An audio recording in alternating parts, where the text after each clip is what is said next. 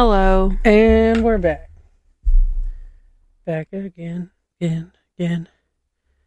How's it going? Back streets back. All right. Bro, so I was telling you that I'm like watching all these Netflix documentaries. Mm-hmm. There's one about like the guy that like basically founded the Backstreet Boys and NSYNC and Like O-Town. The producer or whatever? Like, yeah, the main dude. What is his name? What was the... Hold on.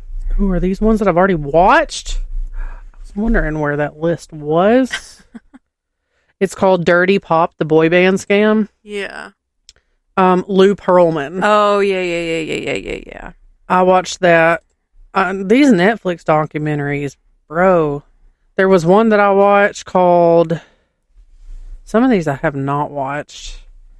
Dancing for the Devil, the 7M TikTok cult. Oh, yeah. That one was weird. But the two of them that I have watched lately that I've just been like, I was pretty stuck on were like one of them was called The Program. It's like these schools or outdoor programs where you send like troubled teens and the things that really go on at these places. Is that the thing that like Paris Hilton is involved with? Yes. Oh, okay, yeah. Yeah, because like straight up, her parents had her kidnapped from her home. Yeah, that's what they were talking about on one of these. And like, I think now her parents are like, oh my God, we didn't know that that's what it was. Right. Because personally for me, I think I would struggle with having a relationship with my parents if they had sent me somewhere like that. Well, like the one that I watched, I think it was The Program, that I watched. This documentary was made by a girl that her parents did have her kidnapped and sent off to this school. And like, it was, it was horrific. And she got together with like other survivors of it. Yeah. And then like, they went back to where the school is because it's now shut down. But they like brought to light that there's still so many of these that are out there still working, still going. And a lot of them can be traced back to one single solitary person or family that's reaping the money benefits. It's scamming all these families is what it's doing, because they put up a front that it's just this paradise and there's so much good stuff happeing, and then the kids get there and they're being abused. Yeah. But that's so messed up. There's a lot of good ones on Netflix. They've just chokehold. Anyway, so this week we had other plans, but I ran out of spoons. Yep. So that didn't happen. So you're getting more of a relaxed episode. Yes, but so what I have come up with is a list of thought-provoking questions, and some of them are quite deep. Yeah. So it could be touchy here, okay? I have ripped my Nito. Well, anyway. Devastating. Are you ready? Yes. All right, so I'm just going to start off easy. Okay. What's the best question that you've ever been asked? Ooh. Now, not going to lie, some of these I'm not going to know how to answer. I really don't know how to answer this one, honestly. Right.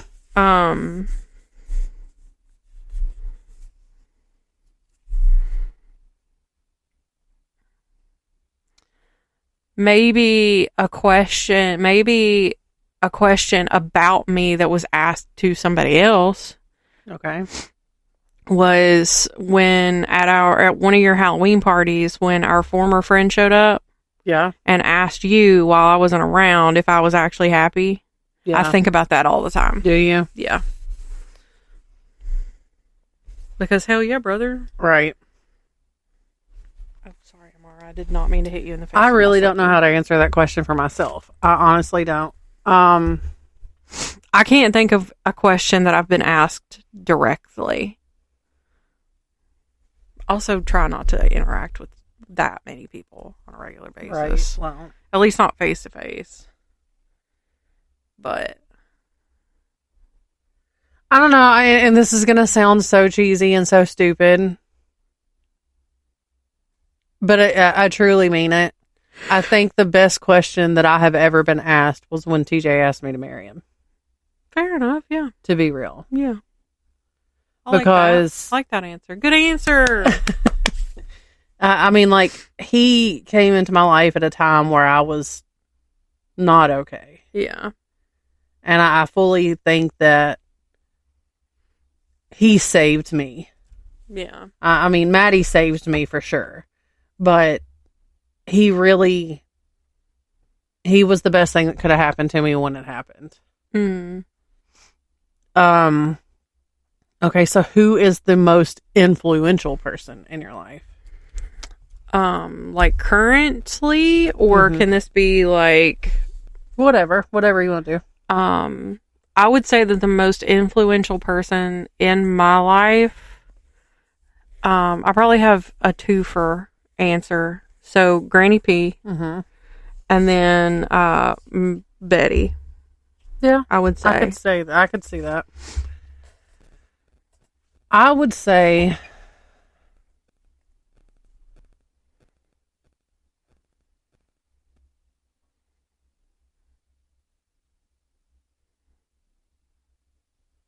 I really don't know, because a lot of the time, like, you want to think to yourself, like, when you reach situations, well, what would this person do that's going to help me get through?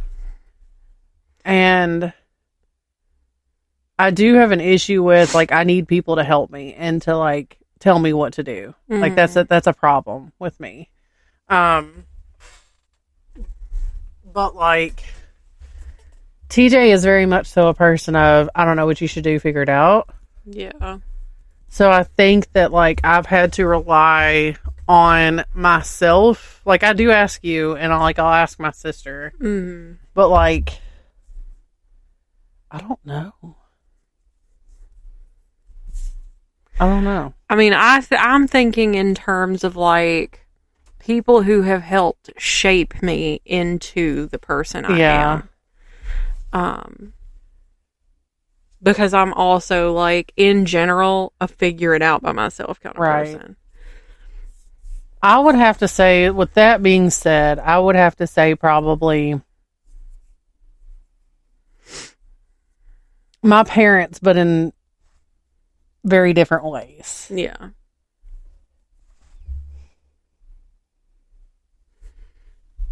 Yeah, that's what I would have to say. There you go. Good answer.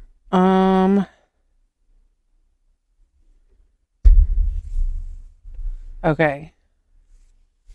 You have the ability to say, I don't want to answer these, okay? Okay. What is your deepest regret, and how can you forgive yourself or make amends? I think this just became therapy. Right. So the first thing that comes to mind was getting married. And then the second thing that came to mind was the person after the marriage. Yeah. And I think that probably the second one is probably the biggest regret. Yeah. And I really don't know if I've 100% forgiven myself for succumbing to that. Right. And the subsequent consequences of that. Yeah. But I try to think in terms of it's happened. There's nothing I can do to change it. Right. All I can do is move forward and try to, even if it's just like letting other people know, because it's not just women who are end up in situations like that, but it's like letting people know that, like, hey, that behavior from your partner is fucked up. Right. And it's okay for you to call them on it. they might get upset and they might get uncomfortable. But if that person is meant for you and your life, they will understand. Right. And if they don't, bye, Felicia, get out of here. Because, like, from the age of 29 when I met this person to the age of 30 when I stopped talking to this person. Was it really that fast? It was so fast. It felt like forever. Yeah. But it was a year. It was only a year. Like, maybe a little more than a year. But, like, I quit speaking to him before COVID. Yeah. And, like, I have not spoken to him since. I have not seen him. I have not interacted with him. I have been, he had reached out to me. And I immediately was like, this does not warrant a response for me. I'm deleting this and blocking you. Right. So if that alone didn't send the message of, I don't want to talk to you, that's your problem. Right. That is not my problem. I feel like I deviated a little bit, but you get it. Like, if somebody's not treating you well, you don't have to put up with that. And I think that probably my biggest regret was putting up with it for as long as I did. Even though it was only a year. Right. I'm going to choose not to answer this question because it's a heavy one. Yeah. It has I have an potential. answer for it, but I choose not to put that out on on a public platform. Okay. You ready for this one? Yes. What interests you about the person sitting across from you? Can I go first? Sure. So what interests me about you mm-hmm. is how you can feel so strongly about something, mm-hmm. but still listen to other points that are opposite of your feelings. Yeah. And still respect it. Yeah. How we can have difference in opinions. Yeah. Well, I think that that's something that's very important. Right. Is like, because if we all believed the same thing, that would be so boring. Right. But like what I think, words. What I think gets me about it is that, like, while yes, I can sit and I can listen to someone else's side of how they believe on something. Yeah. And I'm like, we can have a difference in opinions. That's fine. Mm-hmm. It still bothers me on a deep level. And I don't think I'm as good about hiding it as most. Yeah. Well, I think because I'm also the same way. Like, there are things that we can agree to disagree. There are things that, of course we can do that. But for me personally, morally, there are things that I just cannot do. Right. So, like, if you're somebody who I have stepped back from your life, that's why. Right. It's because there are things that I see, and I'm not going to confront you about it. I'm not going to announce my departure. I'll just take a step back, because that's just, you can have your opinion and you are more than welcome to your opinion. But for me, it's just, if it's something that morally I just cannot get beyond, I'll just fade away. Right. And then, hope that one day you listen to somebody's opinion and are like, oh, well, maybe that is kind of messed up. Well, I mean, like, you and I had a brief conversation earlier about politics. Right. And we've had conversations before. Yeah. And you have strong feelings about it. Yeah. While I don't disagree. I have a lot of strong, big feelings about it. While I don't disagree with your feelings. Right. While I don't disagree with the things that you were saying. Mm-hmm. I see little bits of what goes on with government, with politics, with all of that. Yeah. And I feel the same way that you do. Mm-hmm. Just I don't dig and delve into it as much as you do. It's more like it's like let me be as informed as I need to be. Right. Because and that's more so for my mental health, stability. Which, honestly, I can totally understand. Right. And I mean, you made the comment earlier, and yes, it sounded negative, but like, it's not wrong. I put my head in the sand when it comes to a lot of things, just because, and I think a lot of it stems from being a parent. I cannot live my life in fear of what's going on and what's going to be of my children's future. And you also don't want your children to be affected by the way that that's affecting you. Because you want to be, I think if I was a parent, like to human children, I covered the cat's ears, I would probably feel a little bit differently, because, I would have a small human who's reliant upon me to, for their day to day. Right. But because if I dig into it, I will spiral. I honestly think that, like, without getting into, my own beliefs or whatever, because I've been reflecting on this recently, like, I think that, like, the way that I was raised is the reason why I, believe the things that I believe. Right. And, like, as much as I would love to sit here and be like, my parents fucked up, and, I am, a mentally ill mess. But I think at the core, the things that they chose to do that at the time they may not have realized had an impact, now as a 35-year-old and, everything that's happening in the world, I'm like, I think they did exactly what they should have done. Right. To raise two humans, because it's like, even with my sister, we don't, she's more like you, she's like, I'm informed, but just enough. Right. Like, to where I'm not, and bless her heart, she's in Florida, so...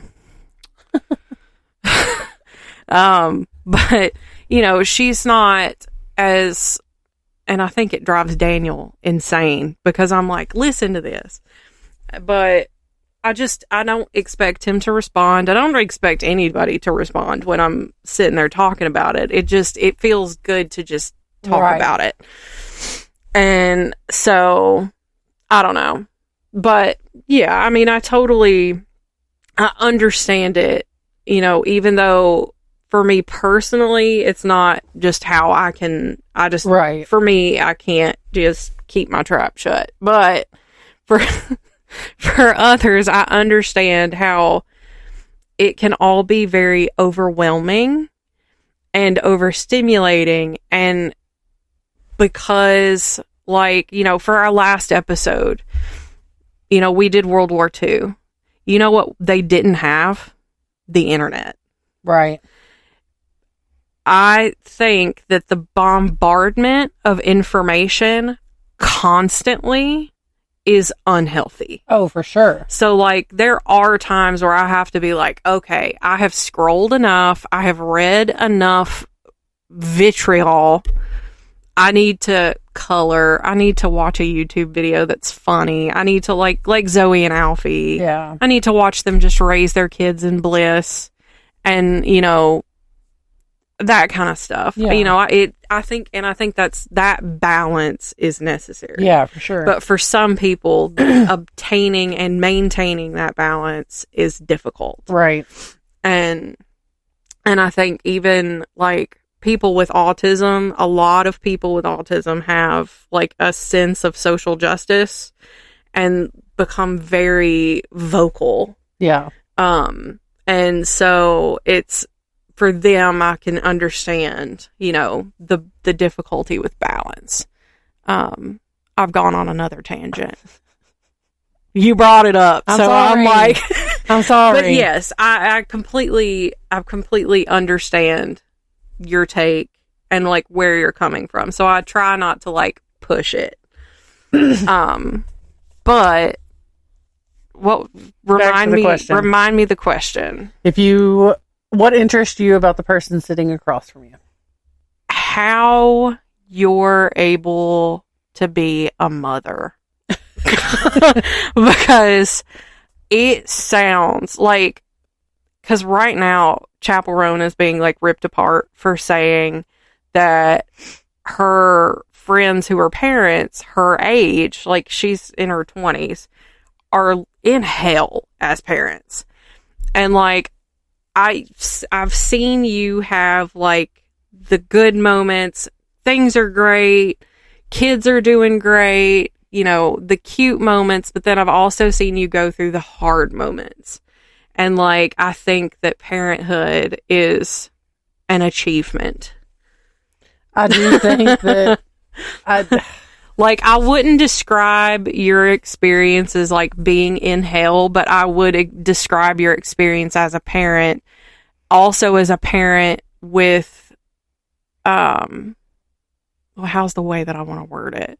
Because I don't want it to sound like I'm saying this is a bad thing, but you have like a parent with you're co-parenting with someone else, and then and then that alone is difficult. And like, and I do use in this instance that term very loosely. But yes, like that alone is difficult. And I would not wish that on anybody, having to deal with, you know, your current partner and then the children dynamic and all of that. And then also all of this on top of that. You have to, it's a hard balance because there is different expectations in my house than there is at her other house. Right. And so like she is held to this standard here and that standard is nothing over there. Yeah. And so my other two children are being held to this standard 24/7. Right. And it's hard because I know at some point in their life they're going to be like, well, she did this and this was the repercussions for that. Why am I getting it worse? Mm-hmm. And I'm going to have to say, I get what you're saying, but I could only do so much when she's only with me for a week at a time. Yeah. When she goes over there, it was what I said didn't matter. Yeah. And so it's that's something that line. I would never want to deal with. It is a fine line. Parenting in and of itself is the hardest job I will ever do. Yeah. It is the most rewarding job I will ever have. And I'm the person growing up, I didn't want kids. I wanted nothing to do with children.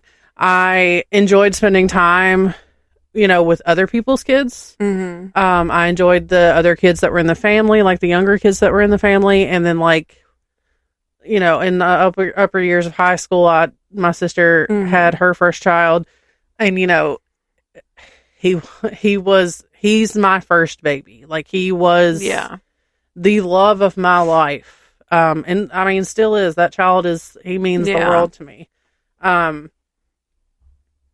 But it's, I mean, all of my nieces and nephews do. Yeah. And my great niece that is on the way, who's about to be spoiled as hell. And my niece and nephew pup. Anyway, but it's, I didn't want kids. I wanted no part of it. The whole situation scared the hell out of me, but like, I don't care what anyone says. All three of my children were planned. Yeah. All three of them. Now, it may have been a very brief conversation. Yeah. Very brief conversation for one of them. Hey, maybe, do you want to try it? Sure. And then mid-act, hey, how about you don't pull out this time? Let's just try. Anyway, but I mean, all three of them were planned. All three of them were wanted. And all three of them are very loved. Yeah. All three of them are very spoiled. They want for nothing. They lack nothing. Yeah. They are given every opportunity that they want and to you take. Encourage them to do like sports. Absolutely. And all that kind of Literally stuff. just had the conversation with Maddie. She wants to try out for a school sport. And And I'm all for it. Yeah. She's like, well, I don't think I'm going to, because then it'll just put more stress on you. And I'm like, don't worry about that. Yeah. Well, I don't want you to have to like pick me up from practices and go to games. I'm fine with it. Yeah. Well, you're going to complain about it. How do you figure I'm going to complain about it? Well, even now, like, even though you're coaching soccer, you're like, oh, we got soccer practice today. I'm like, I'm allowed to complain about it. Yeah. It's one of those things where it's like, complaining. I'm going to bitch about it, but I'm going to do it. Right. Well, I mean, it's not complaining in the sense that it's like a huge inconvenience. Right. It's just me saying, I'm tired, but I've got to do this, so we're going to do it. And I make the best of it, and I'm happy to be there. Yeah. Like, I may complain. And even once you get there, it's usually, right. fine. But my kids, like, playing a sport is all I ever wanted as a mom. Like, I want my kids, I want to be a sports mom. Mm-hmm. That's what I love about being a mom. But, she just, I don't know how to get it out of her, to just teach this out of her mind, that her being involved in anything like that, any constructive thing, is an inconvenience, because it's not. Yeah. I want her to take every opportunity to get out there and do more that she can take. Right. But yes, back to your thing. Yeah. Parenting is wild. Right. It seems difficult. Childbirth, scary. That, honestly, easiest part of the whole thing. Oh my God. Easiest part of the whole thing. Terrifying. I'm 35 years old and I'm still scared. It sounds scary. Easiest part of the whole thing. Honestly, if I ever found out I was knocked up, I would cry. It's honestly, it is terrifying in the moment. But like, it's one of those things that like you forget. It's like a tattoo. It sucks bad while you're getting it. Okay. And then you're like, it's time for another one. I'm not going to lie. Even after Easton, I've been like, maybe just one more. And then I think about it again and I'm like, sometimes I think it might be fun to do drugs, but nah, better not. Yeah. Yeah. Probably not a good time. Yeah. It's the small moments that I miss, like of them being babies and stuff like that. That's why I'm like, I need everybody else to have babies that I can cuddle and love on. Yeah. Anyway, okay.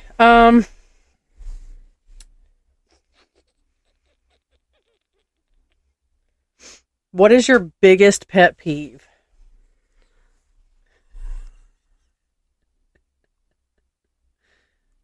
This and the next two questions I'm going to have. This is going to be fun. Man, there's so many. I'm just such a grouch. My biggest pet peeve is gaslighting. Yeah, that's a good one. Don't tell me we had a conversation that I know we sure as shit did not have. Oh, yeah. You know what? I'm sharing that answer because some of that tends to happen around here. And I'm like, don't tell me I said something or you said something and I know it didn't happen. But that's neither here nor there. It doesn't happen a lot, but when it does, I call that shit out because I'm not living with that again. It happens in my house a bit, but I'm like, we ain't playing this game. I ain't doing it. You can go fuck yourself. I was going to say something trivial like getting behind a slow driver or I would say a close second is when I'm in a store and somebody's riding your ass in the store. No. Either I can't, like, if I'm coming down an aisle and an aisle is wide as hell, why are you in the middle of it with your buggy over here sideways, taking up the whole aisle, and you're way over there looking at something else? And then you're like, I'm sorry, I'm in the way. I will hit you straight in the ankle with my buggy. I don't know. That pisses me. Like, the self-awareness It's people who lack self-awareness is my second pet peeve. So that made me remember. I can't stand that shit. This has like literally very little to do with what you just said, but I gotta tell it because it's funny. And I wish I had thought to tell you this earlier. So last weekend, we went to Five Below because I wanted to get a couple of my drinks, okay? Right. And some candy. Yeah. So we go, and it's just me and TJ in there, okay? Yeah. And I didn't even look. Like, I kind of, like, quickly just kind of glanced around to see if there was anybody close by. Oh, yeah. I ripped ass.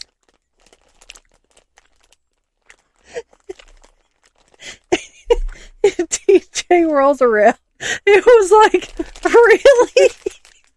I was like, yeah, it happened. Whatever. Like, I have a funny story. It was just a quick, like, this had to happen, okay? We had literally just ate Mexican, okay? It had to happen. So, like, then there was a lady that approached the area that we were in. Oh, no. He was like, I think she heard you. I was like, I don't give a shit, whatever. So we leave. We get in the car. He's telling the kids, okay? Mm-hmm. Because it was just me and him in this area when this happened. Right. So he's telling the kids when we get in the car. And they're like, Mom, you farted in public? And I'm like, yeah, whatever. It's fine. So then it reminded me of that time that we were in Walmart. Mm-hmm. And I was telling them, I was like, we're in this aisle and I bust ass and it's loud. And then without missing a beat, somebody in the next aisle over was like, ugh!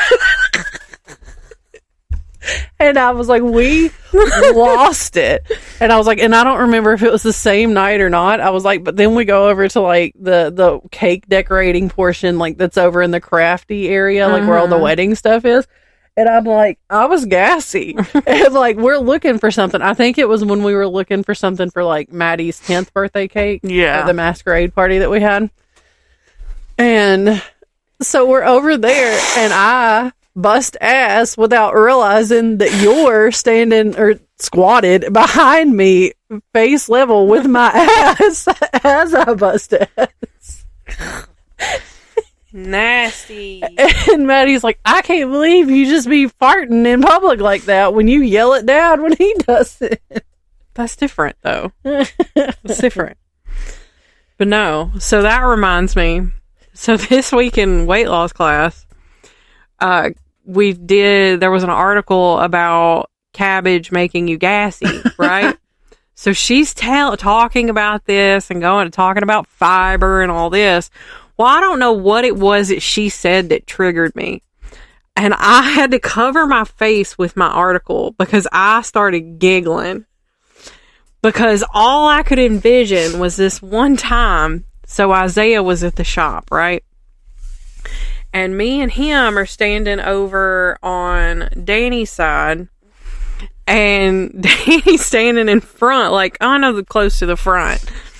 Over, like, by where all my machines are.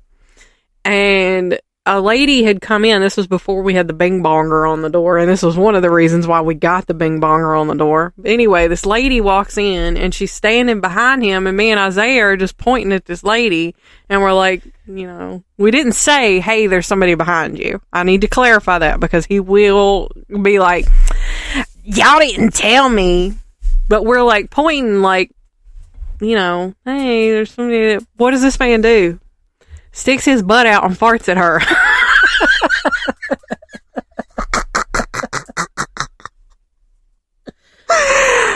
Did she still place an order? She said, it's okay, I'm a nurse.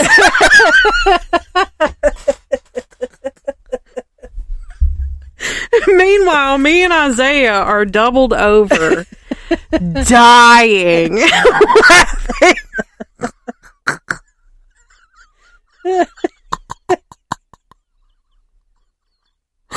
So, in the middle of weight loss class, something reminds me of this incident, and all I'm envisioning is him poking his butt out and farting at this lady. It couldn't have even been portrayed as a mistake at that point. No, it was 100% on purpose. And we were like, he like turns around and he's like, oh my gosh. That man's my boss now. Oh man. Anyway, what's the next question? What is a red flag about you? About me? Yeah. My short temper. Same. For sure. Same. My short temper. I'm very short tempered. Like, I don't know if it's because of mental illness or if it's just, that's just the way that I'm built, but I am very short tempered and I can be very mean. I recognize this about myself, but, and I try, like, if I said all the thoughts that I had, nobody would hang out with me. And it's usually like, have you seen that clip of, I think it was Smosh, where the girl is like, come on, that's not fair. And then she goes, I'm overreacting. I'm fine. Yeah. That's literally me every day. I would have to say, honestly, my biggest red flag, and this would be if, like, I were a single person, for, like, you know, dating or whatever. Yeah. I may be talking a big game at, you know, noon. Oh, yeah, that too. But come 9:30, I'm a different person. I'm tired. I'm tired. I'm overstimulated. And I think too, like, because for me in that aspect, part of my job is loud. By the time I get home, I'm like wide-eyed and like I have heard too many things.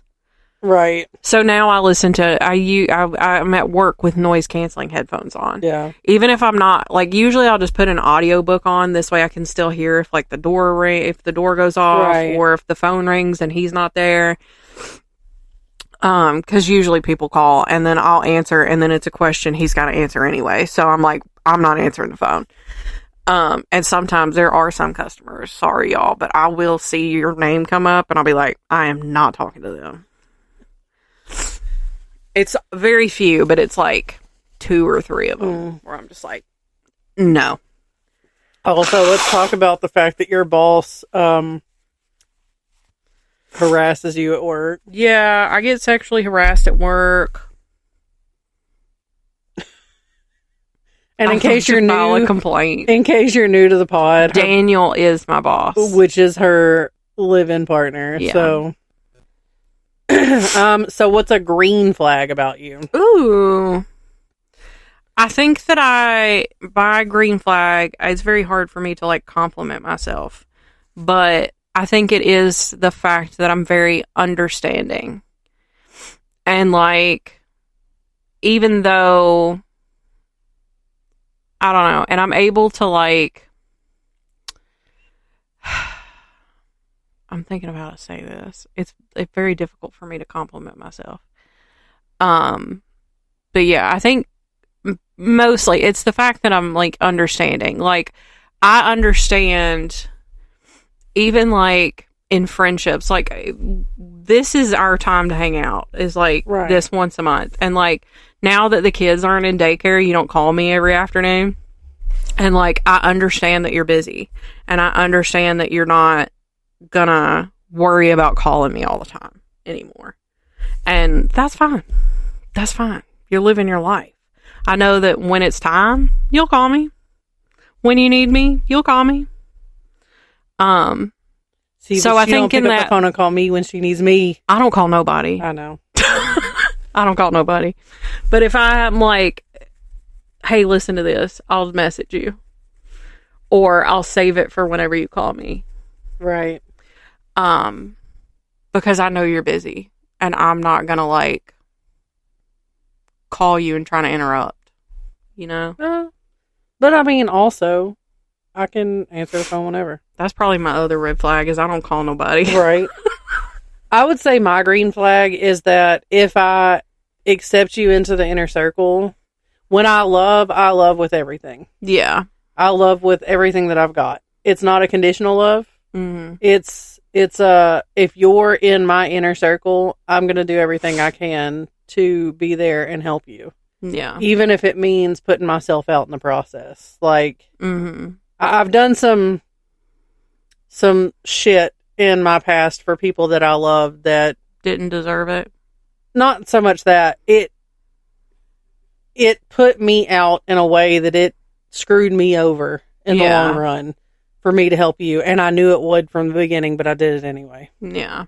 Not you in particular. Yeah, I know what you mean. Yeah. But like, I've made sacrifices so that I could be there for other people. Yeah. But I think that's a very good one. And very true too. Who's the most joyful person you've ever met? This is it's not a person in particular. You ready for this? Mm. Literally any person I've ever met with Down syndrome. Yeah, that is true. I don't know that many. I don't know that I've ever really met too many people with Down syndrome, but yeah, they're always very just pleasant. There ain't nothing down about them. Yeah. I'm trying to think. Like, I saw a TikTok the other day while you're thinking. Mm-hmm. And it was a girl with Down syndrome, and she had this like lanyard with a name tag type thing on it, and it says, "I have a hidden disability." And the person holding the camera was like, "Do you have a hidden disability?" And she was like, "Yeah." She goes, "What's your hidden disability?" And she goes, "I've got the Downs."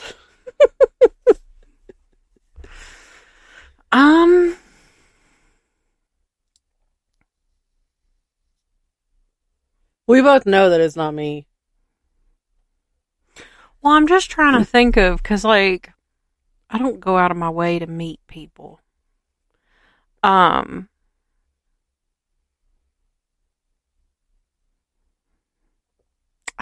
don't know. I'm sure that somewhere in the recesses of my brain, there is an answer. I'm trying to think of people that I know that you've met. I would say that, like, I haven't met her in person yet, but, like, I've met her through the Discord, and, like, we've been on Discord calls, and we're on the committee together, but, like, Amanda is, like, she's very, like, positive and upbeat and complimentary and just, just seems like a joyful human being. And, like, I know she's had her, like, I only see what she puts out there. Right. But I think she is a very, like, positive and joyful person. But that's just one person. Right. I know that there's, like, so many others. But I've got a good one. Mm-hmm. Like a personal, so I don't think you ever met him. That friend that I have and her daughter and Gemma are now really close. That the little girl's dad passed away this past December. I'm trying to think. I know we discussed it. Yeah, I know. It sounds familiar. Well, this little girl's dad, the most joyful person I've ever met. Yeah. Never. I don't know that I ever heard him speak a negative word. Mm-hmm. And it was like anytime he didn't even have to know you, but anytime that you were around him and you wanted to talk about literally anything, he's giving you 100% of his attention. Yeah. That makes me think of, we do have a customer who, even though he seems like he's very skittish, but he's very nice. He owns the car wash, or at least his family does. But he comes in and he's been getting, like, polos and stuff. And like, he's like, I'm so sorry to bother y'all, and I hate to be a bother, and yeah, but he's always so nice, and he always like comes in. He's like, he takes the time to like make sure to ask me how I'm doing, and like if I'm having a good day and stuff like that. Which a lot of particularly male customers will bypass me entirely and barely even speak to me. Right. So even a lot of it's not just male customers, but there are female customers that also are the same way. But there's not a lot of customers that we have that will come in and make sure to ask me, right. Are you having a good day or whatever. Well, too, I think that comes with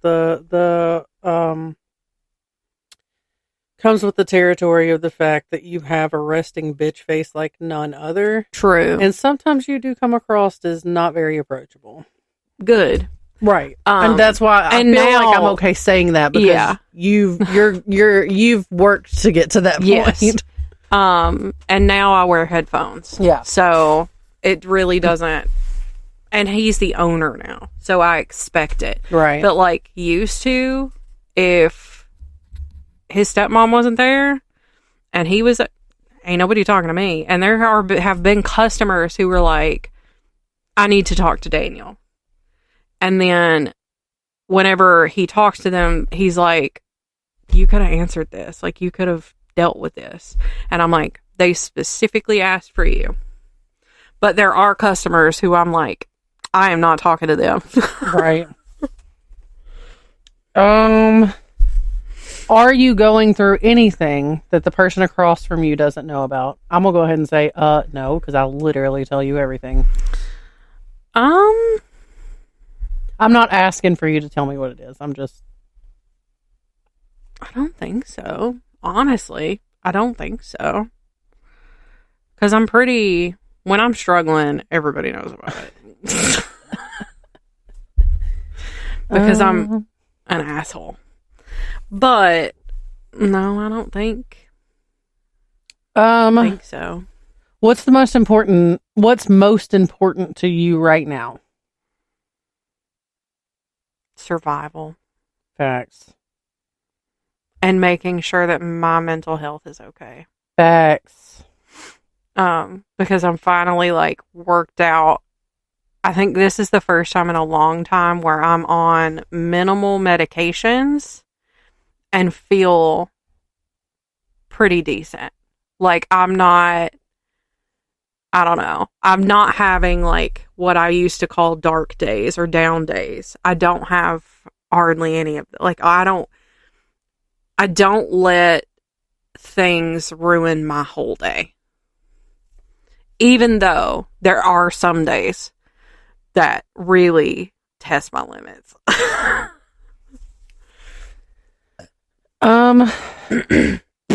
This one's it's deep. Past or present, is there someone that you wish you could make amends with?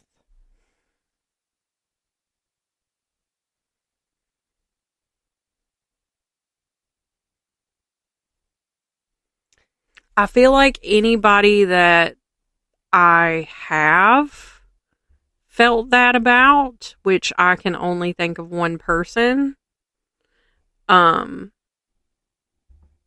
we've already addressed it and I've apologized for my role in that whole thing.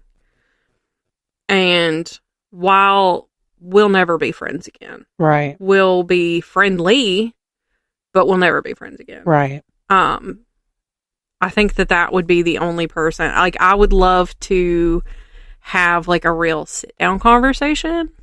I just don't know if that would ever be in the cards. Right. I can think of one person. And it's more of a, if we had made amends and made it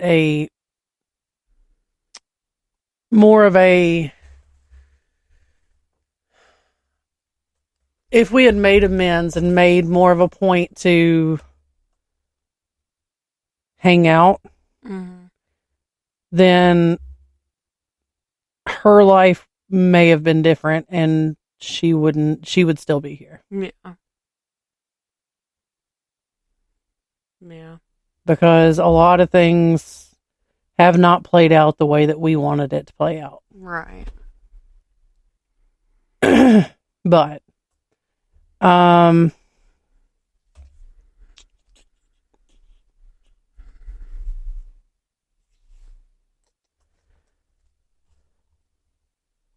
I didn't want to give you a kiss on the nose anyway. Heifer.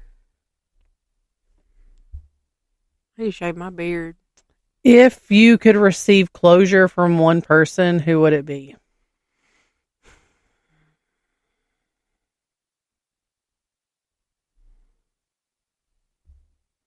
I truly do not think I have an answer for that. The only one I can think of is the one that I wish I had made amends with sooner. Yeah. I just want to know what was happening. Yeah. Why we chose what we chose. Yeah. And by we, I mean her. Right. Yeah, I truly do not think I have an answer for that because I feel like there's still an opportunity and I feel like if I never have that conversation, I'll be fine. Right. I'll be all right. I don't need it. It's just something that I would like to do. But it's not something I need for closure.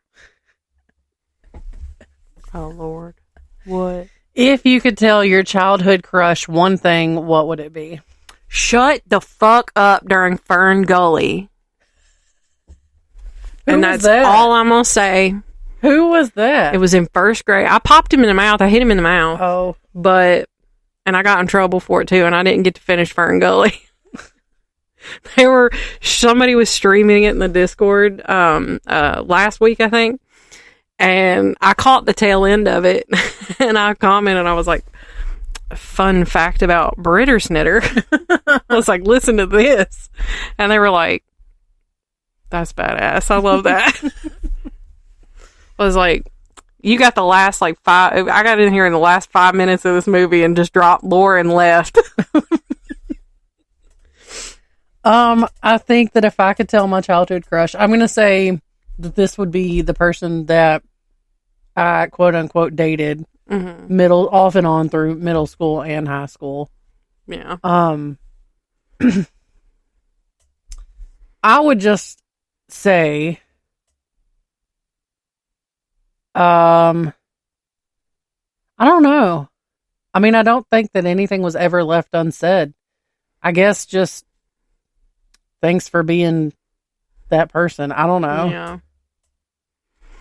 I think if as my crushes aged, like up into like high school, if I could talk to that person now and like even a little beyond high school, I'd be like, get some help. Oh. Stay out of jail. You know who I'm talking about. You know. Little skinny blonde one. You know who I'm talking about. From first grade? No, not first grade. Okay. I said as I got older. Okay. I got you. No, not from first grade. I'm with you. No, I quit talking. After that incident, I did not talk to him no more, and I did not like him anymore. But I'm saying as I got older, like high school. I got you. Yeah. I'm with you. And I'm just like, get some help. Stay out of jail. Yeah, wow. Go, please. Too many of us are... Last I heard, we were attempting to get the help that we need to get. Good. I'm glad. I wish him success with that. I'm not that much of a bitch. He's got kids.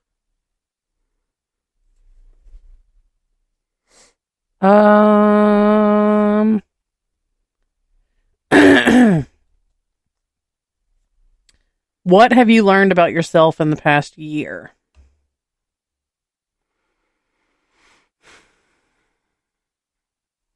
That there are things that I thought I was past that I wasn't, but I'm more past them now than I was a year ago.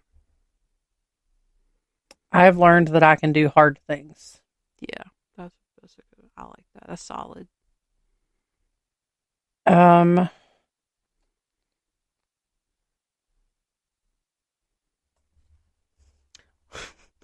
What do you need most right now? Sleep. A gummy. What? I'm surprised you ain't done one.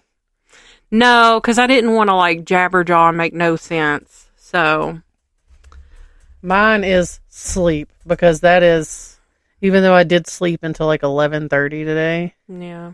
Sleep is not, I don't care what time I get up. Sleep is never, the amount of sleep I get is never enough. I feel like I could sleep a full 24 hours and it still not be enough. Yeah, you do be a sleepy. I am always tired. Yeah. I feel like that tracks back to the motherhood thing where I'm just like, I've literally always been a tired, like I but I feel like sleep. Even just as the kids have gotten older and they're doing, y'all are involved in more things and like they have friends over and stuff like that, you do become increasingly tired. I can remember being a teenager though, and I'd sleep half the day on the weekends. What were the days?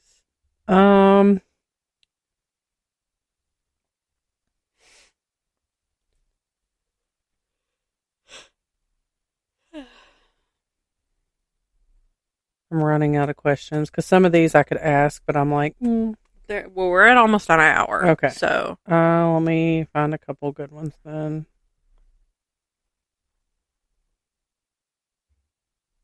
Okay. See, but I don't know how I would answer this one. I'll think of something. What's something that has shocked you about the person sitting next to you?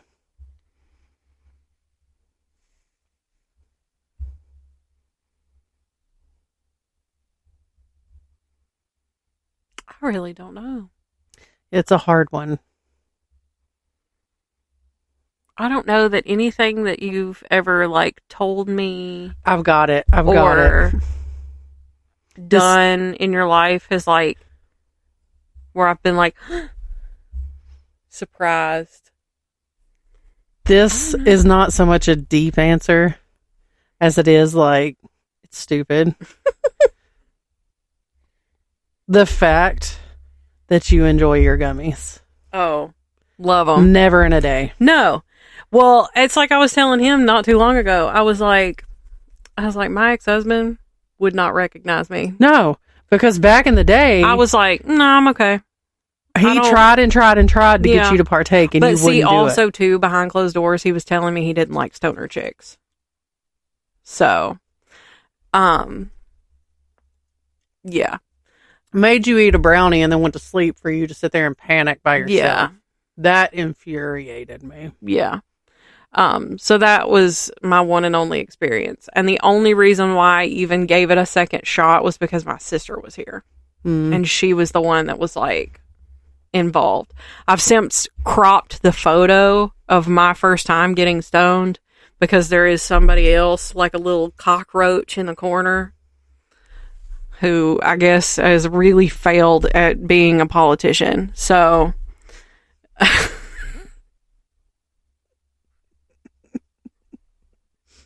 what I tell you when that news came across my phone, I said, I ran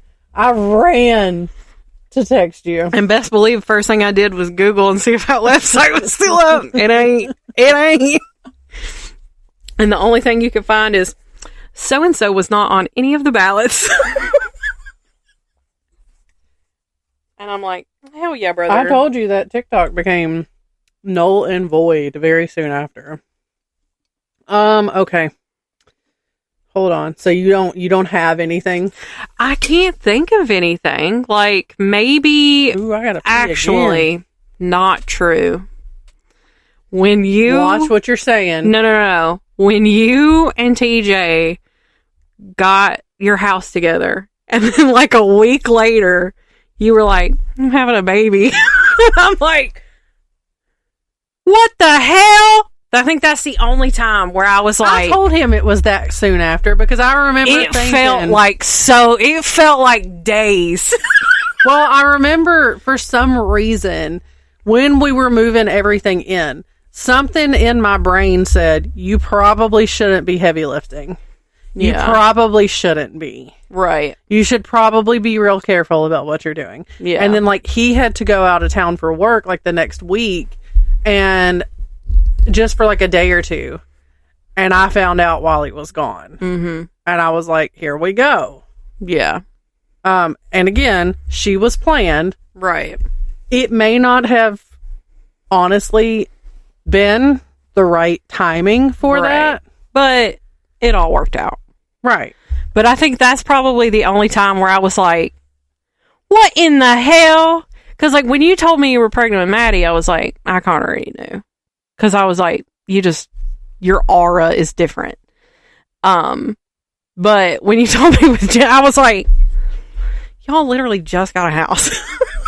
But we had been together for you'd been together for a while. Yeah. But, like, I was like, is that why y'all were looking for No, it was not. We had been looking for a house prior to that, and it just kind of all fell in a timeline, right? Just right. It all just perfectly timed itself. It really did. But yeah, I think it cracks me up. Though. It was just the fact that it was the turnaround. Yeah, it cracked me up though because like the whole time I was pregnant with her, his mom kept saying, "You'll have a ring on that finger before you guys will get married before." You have this baby. He's gonna want to get married before y'all have this baby. And I was like, you're wrong. Y'all got married between the two, right? Yeah. I was like, you're wrong. And he kept telling her, you're wrong. Yeah. And she was like, no, I'm telling you, you'll change your mind. You'll get married. And I kept telling her, no, we won't, because that would be dumb. Yeah. Because at that point I was getting state insurance. Yeah. And all of that stuff. Yeah. And so it would have been financially stupid. Yeah. If we had of. Now, we did get married when she was like a year old. And then a year later. Yeah. Because everybody was joking, like, you're going to get pregnant on your honeymoon. Right. And I was like, no, we're not. And then like a year later, it wasn't 2 months after I had just started a new job. Oh, yeah. That we were like, let's do it. Oh, and you had just bought us, like, a Kia Soul. Yeah. Yeah. All right, so, well, let me see if this can be the last question. What did you think I was going to say? I wasn't sure. Yeah, I think that's, like, the only time that I was, like, shocked.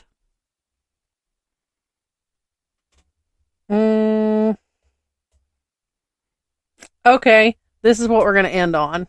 Okay, I'm ready, I think. It's cute. Okay.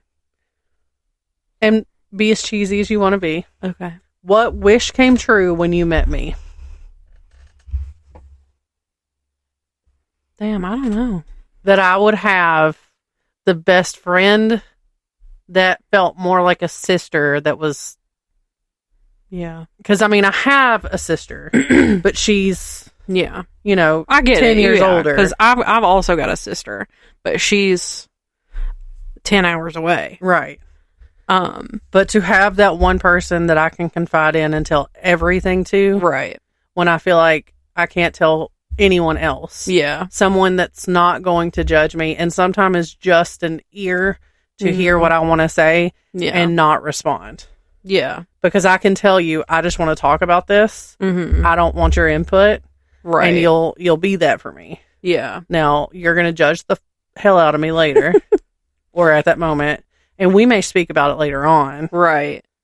And you've always been real with me about stuff. Yeah. Like, you'll tell me when I'm screwing up and when I'm doing something that's not right. Usually I'm just like, Yeah.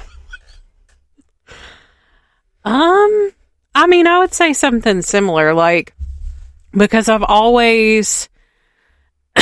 never had a long-term friend. Like, growing up in school, you go from, like, each grade, right, and your friends are in your class. Right. So, like, in kindergarten, I had a best friend.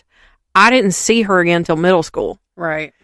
And then, like, I had a friend in middle school, and then when we got to high school, we didn't really we didn't really talk anymore. Right.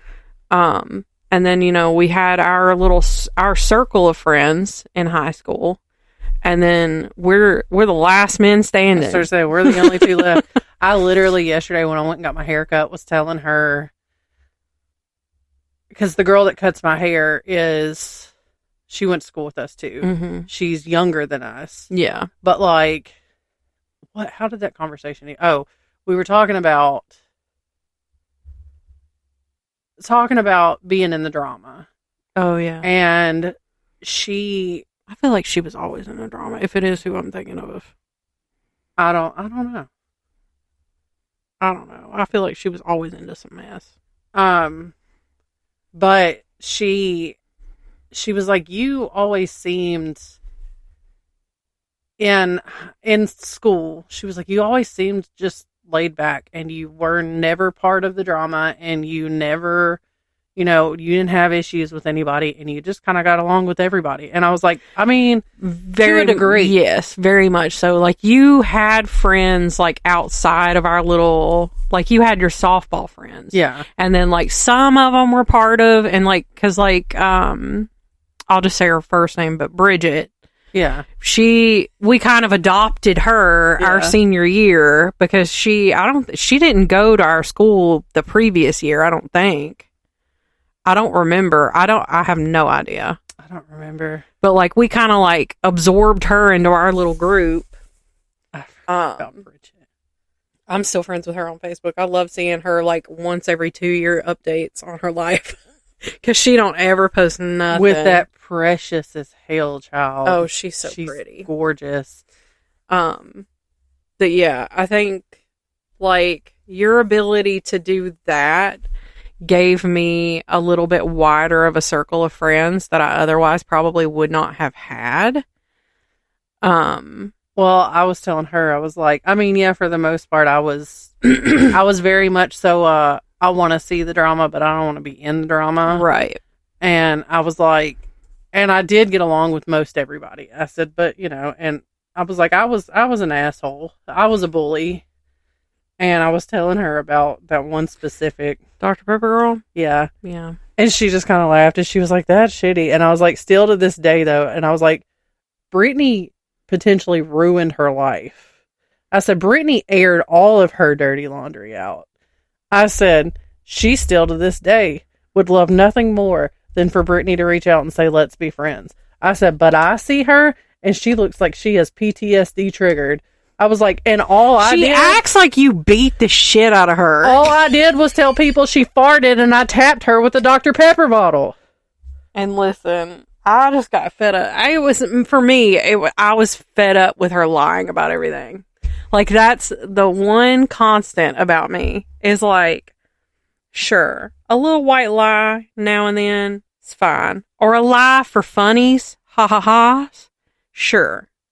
But, like, don't involve me in your lies unless it's prearranged. Like, we've talked about it. None of hers ever were. I found out after the fact that, like, she was staying at my house. Yeah. And I found out after the fact that she was, doing this, that, and the other. And I'm like, girl, please. And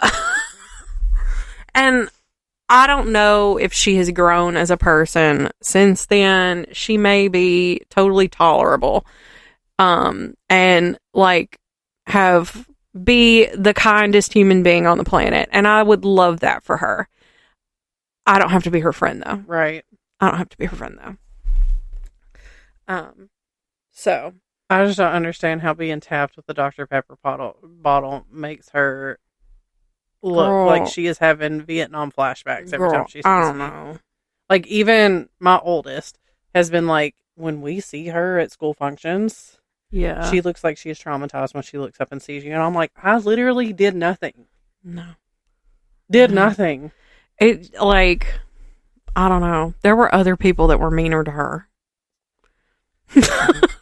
Anna, look at me! I can't. I think about the time that we found out that there is an aquarium in the high school. or I wouldn't call it an aquarium. Oh, the fish room. The fish room. I don't think it's there anymore, but well, it's not the fish room anymore. Yeah. But like, and she looked in and said, "Oh, that's a big fish."